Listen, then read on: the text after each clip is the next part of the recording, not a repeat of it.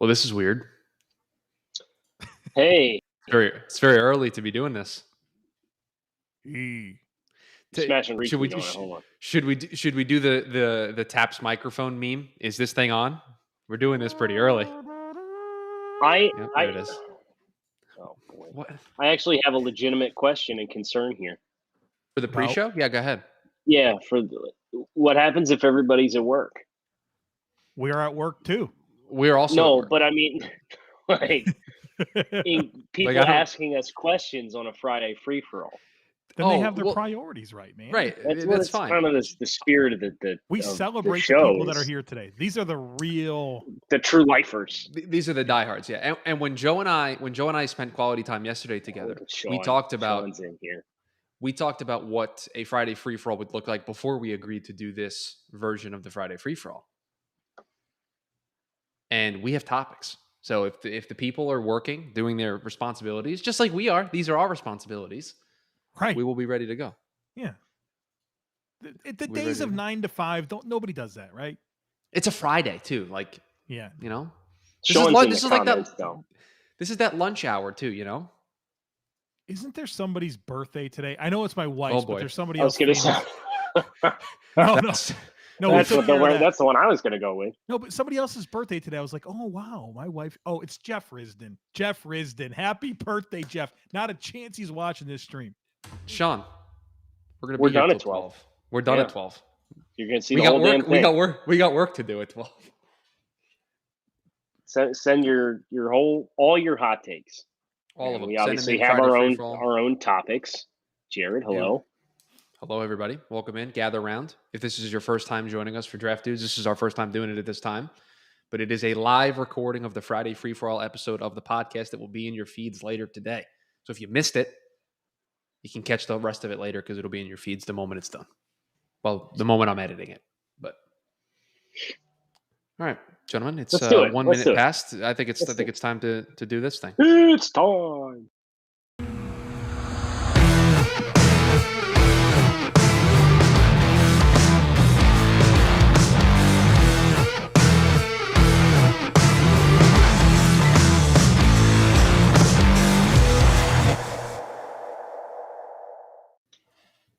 What's better than this? Guys being dudes here on the Draft Dudes podcast. It's Joe Marino, Kyle Krabs, and Chris Schubert from the Draft Network, and we are your hosts here on this Friday episode of the show. We're back, football's back, and all eyes are now on the gridiron as teams are on the field to start another season. As always, BetOnline is your number one spot for all the pro and college football action this season. With a new updated site and interface, even more odds, props, and contests, BetOnline continues to be the number one source for everything football. Head to the website or use your mobile device to sign up today and receive a 100% welcome bonus. Real quick, Draft Dudes, do math. That's double your initial deposit just for signing up. Wow. And don't forget to use promo code NFL100. BetOnline is the fastest and easiest way to bet on all your favorite sports. And you know what else they are? Your online sportsbook experts. Kyle, what's up, man? Not much. Enjoyed a entertaining Thursday night football game last night. Danny Dimes dropped a dime, wasn't connected. Buzzkill, super hardo. Joe Judge, super disciplinarian. Team was very undisciplined, and they lose the football. It's a good recipe here. Giants 0-2 for the 5th straight year and the 7th time in 8 seasons. Ooh. And I think they're like 19-59 or something like that since the Miami boat picture was taken when they all went down to Florida. What if I told you that Daniel Jones has started 28 games in the NFL for his career? Is this your primetime stat? 6 of them have come in primetime appearances. 21.4% of Daniel Jones' career starts on the big stage, primetime, the only game on. On the heels of the Giants having, one winning season since 2013, 8-24 in the 2 seasons before Jones has arrived, in 10-24 since he's been there. But let's keep putting the New York Football Giants on primetime. I understand why, because they're the New York market, but like I would want to put my New Jersey. best product in prime time. I would be more prone to who are my best players and who are the best teams and who do we anticipate them being on any given year. And I understand there's some volatility with that, with when you set the schedule and then if guys get hurt or whatnot, but there is some level of flexibility and flex with the schedule these days. So yeah, I think it's pretty dumb that Daniel Jones has had 1 out of every 5 starts he's made in the NFL as a primetime game just because they are just on the other side of the river from New York. Imagine being a special teams coordinator in your previous job before becoming the head coach of a New York football team, and you have a penalty on the last play of the game, which is a special teams related unit, and that's the reason why you lose. I couldn't be me. Couldn't be my football team. Ooh. It's not great. This for Joe Judge, Mr. I'm disciplinarian. I got a tough edge to me. You had the Kenny Golladay outburst on the sideline, which was ridiculous. You had the special teams penalty in a brutal spot. You had the drive that had back-to-back false starts. Team's not coached very well. Like, discipline-wise, that was brutal last night. I know they only lost by 1, and you might be able to take a moral victory in week 2, but, just brutal all across the board for that football team. And then we have the Kadarius Toney, right? The situation there, 2 games into his career, and this guy's already disgruntled. It's kind of weird, right? Well, and for all the I watched Good Morning Football this morning, and then they're talking about the game, right? And Jason Garrett got some love on the broadcast. Thought it was a good offensive game plan, with the exception of having to kick 5 field goals, right? Like, you kick 5 field goals. At some point, stringing plays together and getting into the end zone is what it's all about. And Washington, they took advantage of some miscues by the Giants, but I think the Giants, there's not a lot to be excited about, in my opinion, with the Giants. Let's take this from the Washington angle, right? We can clown on the Giants Sure. as long as we want, but the Giants are a team that the 3 of us are very high on, had them predicted to win the NFC East. Fitzpatrick goes down. We've now seen Tyler Heineke. I mean, going back to the playoffs last year, mop-up duty last week. He plays in this game.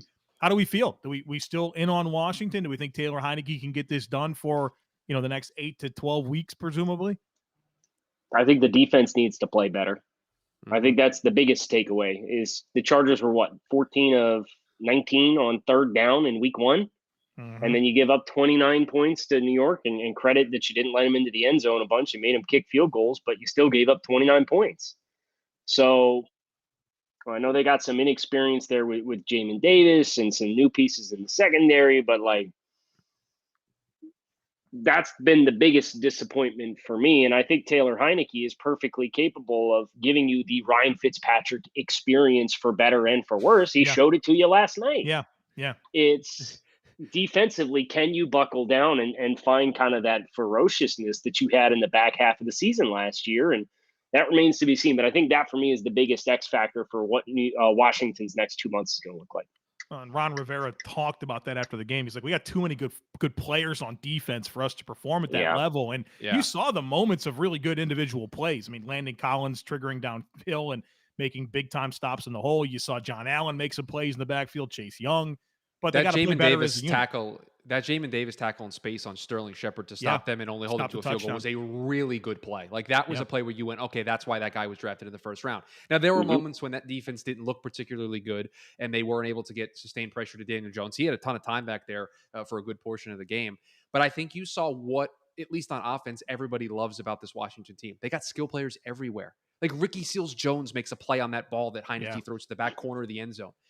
Antonio Gibson had another monster game. Terry McLaurin is quarterback proof. Put him in that caliber of wide receivers who is quarterback proof. Logan Thomas, man. This is why I have this ticket here for the Washington football team win total that I went up to Vegas and made, because of the skill players that they have. They just need to put it together on defense. But man, on offense, they looked the part, man. Even with Taylor Heineke, they got parts. And give him credit. He played good, other than the interception, which was just that's a bad play. Finish your thought, Chris. No, I was just impressed with Taylor Heineke. The big throw to Ricky Seals-Jones, taking him down the field and getting him into field goal range. The pick was bad, but I thought he made enough plays to show you why this team can still win this division even without Ryan Fitzpatrick. So I was very pleased to collect my win on the bet on who was starting at right tackle. to start the year in Sam Cosmi. But Sam Cosmi's got to play better too. I mean, for all the offensive skill players and the funness that exists with the quarterbacks, whether it is Fitz or Heineke, there's some growing pains there with Cosmi that I'm going to be keeping a watchful eye on, because there's a lot of room for improvement there, and he's got plenty of physical ability to make those improvements. But how quickly he does that may help also dictate, how consistent Washington can be on a week-to-week basis. If I could say one other thing here, on the Giants side of things, the Nick Gates injury was gut-wrenching. And Yes. Obviously people have gruesome injuries in football. That's part of the game. But for kind of his glow up as a UDFA, becoming a starter, becoming a team captain, to go down like that in week 2, and you already know that the situation with the Giants' interior offensive line is not great. They brought in Billy Price. He started at center. Gates kicks over to left guard. You feel like they have something to work with there with Hernandez at right guard to kind of bring this together. And Nick Gates, one of their team leaders and a guy that's really developed, I didn't have great physical traits coming out of Nebraska, was undrafted, team captain. He really emerged, and you just friggin' hate to see it. Can I ask one more question before we move on? Because I don't want to spend all of the Friday free-for-all on the Thursday night football game. But Saquon Barkley? What's going on there? Is we going to figure out what he's going to be? And listen, I'm not trying to be overly critical. The guy's coming off of major knee reconstructive surgery. But, this is a very pivotal point in this franchise's history. They're trying to figure out if they have the coach. They're trying to figure out if they have the quarterback. And easily the best player that they have. Okay, but that's what they're using this year to do, and probably the piece that's going to help him the most. 2 weeks in, there's a lot to be desired with the way Saquon Barkley has played. And maybe they're taking it slow with him, and that's understandable. But at some point, you got to use Saquon Barkley more. You just got to do it. Well, and I don't know if you guys heard what they said on the broadcast in talking about Barkley and his rehab, and he says the explosiveness and the strength, it's all there. I just got to deal with the soreness and go out and do it. And if it's sore, then I'm sure that's hard to trust, right? If you're that athlete and your body is sore with what was a very serious injury, going out and being a bell cow and trusting it to make steep dynamic cuts and so on and so forth. But I'm not even worried so much about the usage as I am I understand they really like him in that building, but the offensive line is going to – Saquon Barkley's usage is not going to fix the offensive line issues that the Giants have. And what, are you going to run him into the back of these guys for 2 yards a pop? Like that, and he'll hit a home run, one for 40 yards every now and again? Because that's what we're looking at with what they have to work with. I don't think they can run the ball very effectively, which is totally demoralizing when you consider how much has been invested into the offensive line and the running game around Daniel Jones. There was a play, and I think it was the second half, in which they did a little pitch play to Saquon to the left side. Poor Andrew Thomas just got run through, and it was just lost for 6 in the backfield. And it was okay, that's not on Saquon. The offensive line's got to play better in that spot, because he's just going to get beat up on a weekly basis. So, yeah, I think that, man, an 0-2 start, you got wide receivers getting upset on the sidelines. You can't get your quarterback and running game going. Man, it's a weird time to be a Giants fan. Anything else that you guys want to bring up here topic-wise? Because I have another topic, but I want to, You want to get a couple of these since we have a couple comments? You want to pop a couple of those up first? Sure. We can absolutely pop a couple of those comments. Chris, you got to share the mic with the people, man. Yeah, that's fair. That's fair. This one from Nolan, who has had worse quarterback play, Terry McLaurin or Allen Robinson? This is incredibly hard. Yeah, it's a good question. Robinson has the larger sample size because his goes back to Jacksonville, right? McLaurin's only been in the league for 3 years. And so let's think about it. Over those 3 seasons, it was Haskins, Fitzpatrick, and Heineke this year. Last year, it was Heineke, Kyle Allen, Alex Smith. And then the year before that was... It's McLaurin. Yeah, I think it's McLaurin. Because Trubisky's better than all of those guys. And Bortles had one good season. It's true. So, yeah, McLaurin. Scary Terry. This one from Josiah. Which team used their rookies the best in week 1, and why was it the Pittsburgh Steelers? Sorry, Joe. I could comment on that. I mean, obviously, the most impressive rookie was Dan Moore at left tackle, a 4th-round pick out of Texas A&M. He held his own at left tackle. Najee Harris played 100%, 100% of the snaps. Does that surprise you? You better if you're going to draft a first-round running back in the 20s. I mean, any running back in the NFL playing 100% of the snaps is weird. Your first game? And I don't think he was particularly over the moon. He averaged like less than 16 for 45 yards. Right, like there was nothing about Najee Harris in that game that was like decisive in them being able to win the football game. Kendrick Green was fine at center. Freiermuth had 1 target. I mean, all of the players that they played were on offense, and none of them did anything that really changed the game. I guess you could say Dan Moore being reasonable at left tackle. They won the game because of their defense and a punt block. Their offense was bad. They had 252 yards. I would homerishly stand on the Dolphins for what they did with Liam Eichenberg starting at left tackle. Jalen Waddle had 4 for 61 and a touchdown. Javon Holland played 20 snaps and was not targeted on 16 snaps in coverage and had a forced fumble. And Hunter Long played 25 snaps and was really good in the run game as a blocker. So, homer. I'll openly homer here. I have some more that have queued up, but before we do that, Joe, that's a nice shirt you're wearing there, man. Hey, Kyle, people forget about the 98 Tennessee Vols with T. Martin and Peerless Price. That's a pretty good shirt you're wearing there, Kyle. I like that shirt. Happiest team in America. You know, I'm a Miami guy, so national champion. 80s. UCF. They're not, but it's a nice shirt. Wrestling, tennis, what was it? Where they win the national championship? Football. It was football national championship. But if you like the 3 shirts that we're wearing, just like we like all 3 shirts that we're wearing, head on over to homefieldapparel.com, the newest sponsor of the Draft Dudes podcast, a premium collegiate apparel brand out of Indianapolis.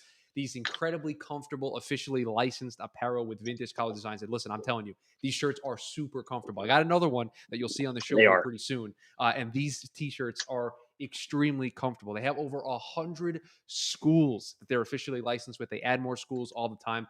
They're introducing a new one tomorrow on Saturday that I'm pretty excited about. Looks like West Virginia joining the fold over at homefield.com. And listen, if there's a school that they don't have that you want them to add, let them know. Tweet at them. They love to hear schools that you want to have them put up on the site. You can get 15% off your first purchase from Homefield with the code TDN during checkout at homefieldapparel.com. That's 15% off your first purchase at homefieldapparel.com. TDN. What was the percent off? I missed it. 15% off, Joe. 15% with promo code off. TDN? TDN, that's the promo code, yes. All right. Yeah, they are they're the national champions of retro college sports T-shirts. Yes. Yeah. And they got hoodies, T-shirts, yeah, all sorts of stuff. So homefieldapparel.com, and you'll see us. We have a bunch of swag that we will be showing off here that we got recently. So you'll be able to see all of that. Okay, I have a bunch more here that we can get to. This one from Sean I thought was pretty interesting. Going back to Thursday Night Football for a second, what are the odds that Taylor Heineke keeps the starting job if he goes like 5-3 while Fitz is gone?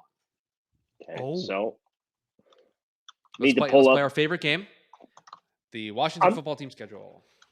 Playoff predictors. I thought you were. I'm quite familiar with who they play next, folks. Road game. So that's going to be. So that's one of the 3 losses that Sean I think has given them. Yeah.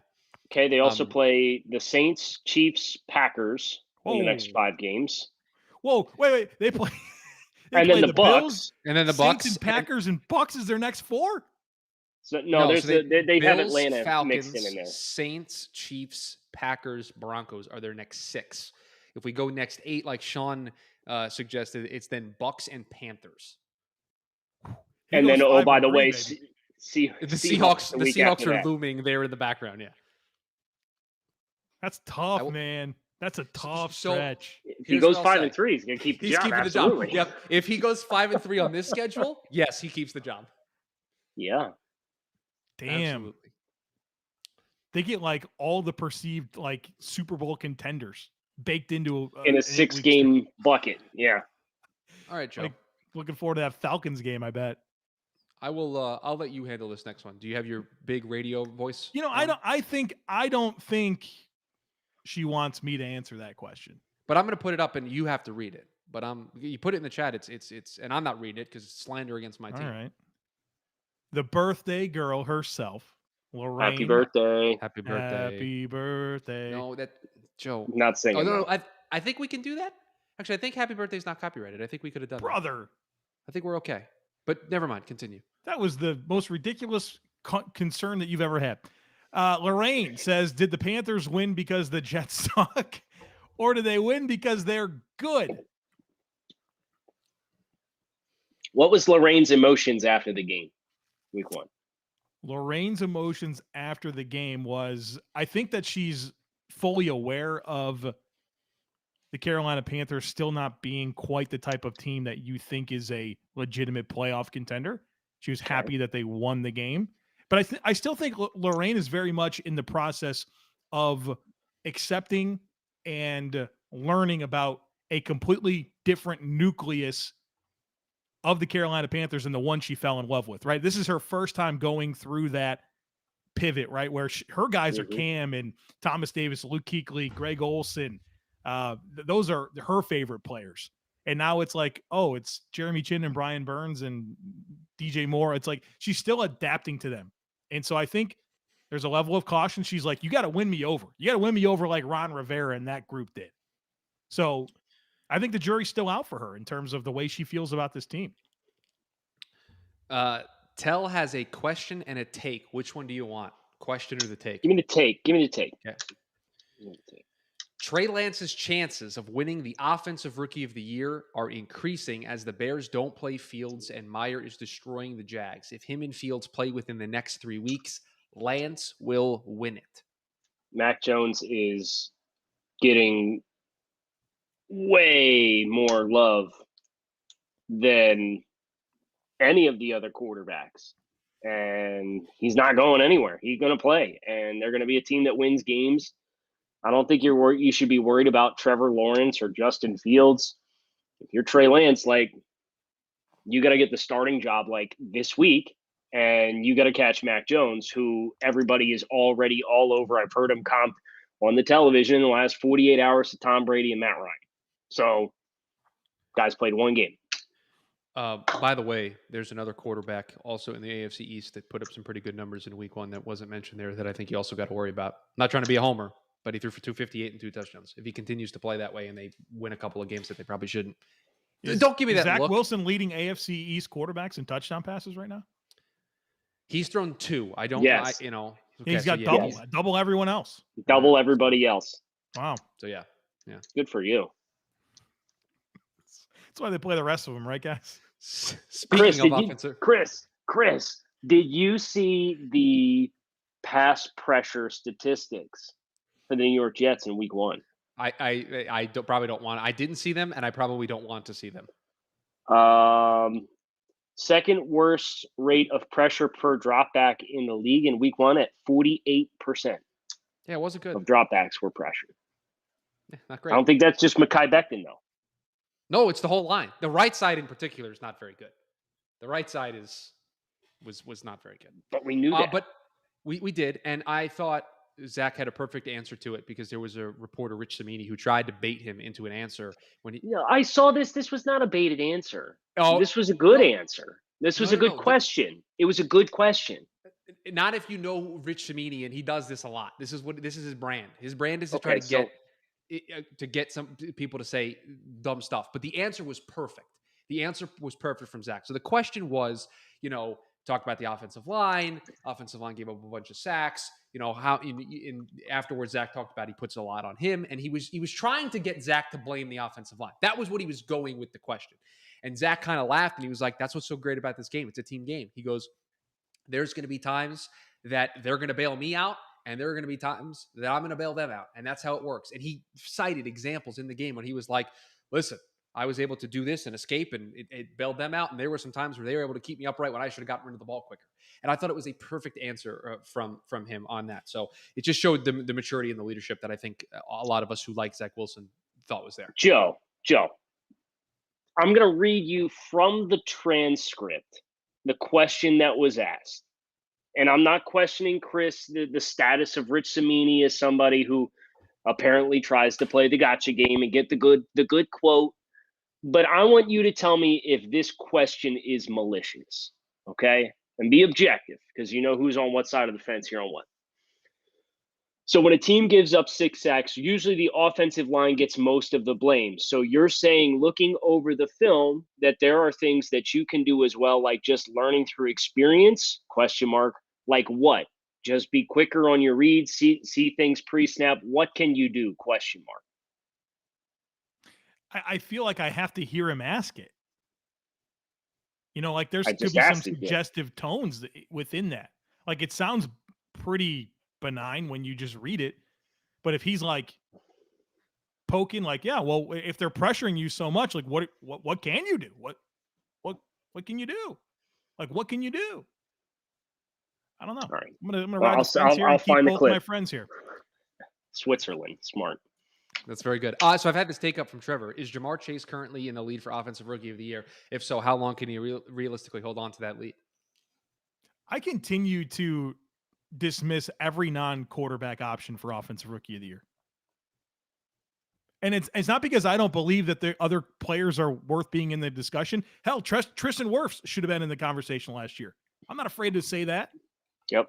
But like in terms of the reality of the situation through the lens of the NFL, if a quarterback is reasonable as a rookie, and we've got 5 chances at it this year, they're going to win it. If Jefferson, I mean, Herbert was amazing last year, but so was Jefferson.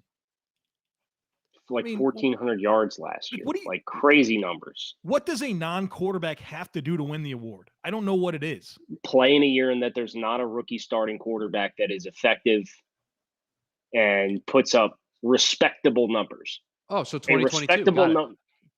Right. A non-quarterback will probably win next year. Joe, don't do this. I'll take that bet. Joe Bexar or Bear, the X is silent.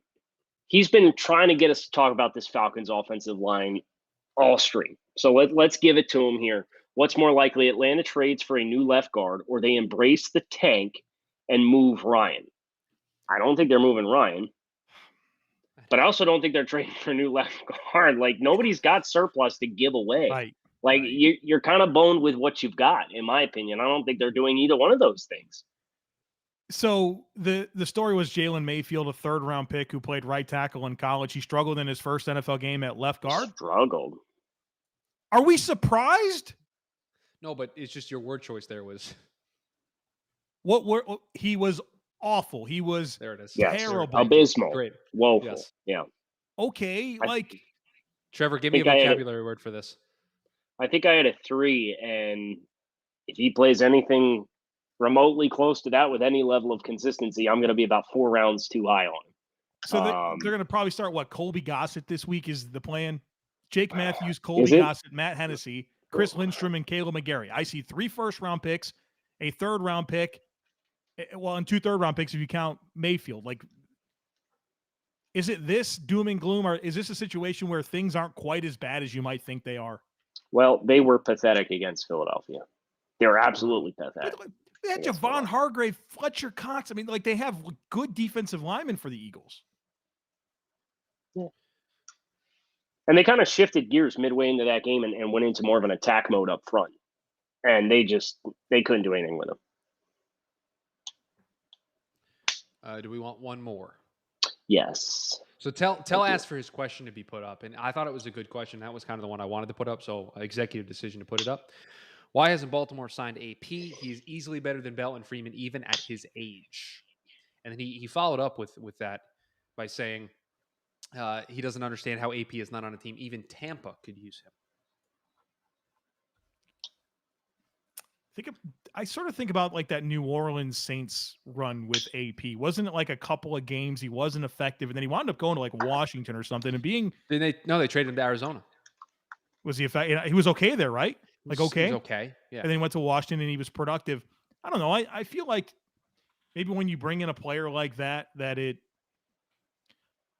creates a weird dynamic and you don't necessarily want to go down that road. I mean, I can understand why you would go into it, but it's not like AP's always been good everywhere he's been. And I think we had expectations for him with the Saints, and they couldn't get rid of him quicker. Ross asked, So would you from rather my AP or Todd Gurley? Just real quick. Sorry. Go ahead, Kyle. one thing that stands out to me is what is Baltimore? You think about J.K. Dobbins and what does he bring to the table? What does Le'Veon Bell bring to the table? What does Devonta Freeman bring to the table? These guys can at least catch the ball out of the backfield, right? Adrian Peterson ain't catching balls out of the backfield at 36 years old. I think of Adrian Peterson, I think of more deep set under center. How often is Baltimore going to go under center and let AP line up 8 yards behind the quarterback in the lineup?